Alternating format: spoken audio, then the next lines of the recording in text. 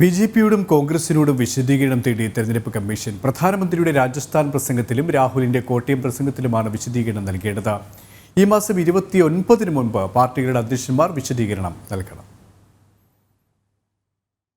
രാജ്യത്തിന്റെ വിഭവം കൂടുതലായും നൽകേണ്ടത് മുസ്ലിം വിഭാഗത്തിനാണെന്ന മുൻ പ്രധാനമന്ത്രി മൻമോഹൻ സിംഗ് നടത്തിയ പരാമർശം ഉദ്ധരിച്ച് നരേന്ദ്രമോദി കഴിഞ്ഞ 21 രാജസ്ഥാനിലെ ബെൻസ്വരയിൽ നടത്തിയ പ്രസംഗത്തിലാണ് ബിജെപിയോട് കേന്ദ്ര തെരഞ്ഞെടുപ്പ് കമ്മീഷൻ വിശദീകരണം ആവശ്യപ്പെട്ടത്.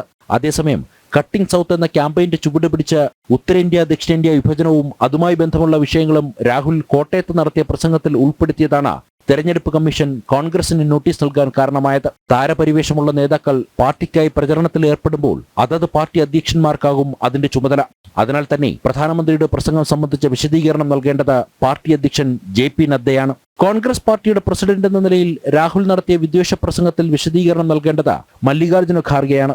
ഈ മാസം 29 11 മണിക്ക് മുമ്പ് വിശദീകരണം നൽകണമെന്ന് കാണിച്ചാണ് കേന്ദ്ര തെരഞ്ഞെടുപ്പ് കമ്മീഷൻ ഇരു പാർട്ടികൾക്കും നോട്ടീസ് നൽകിയത്.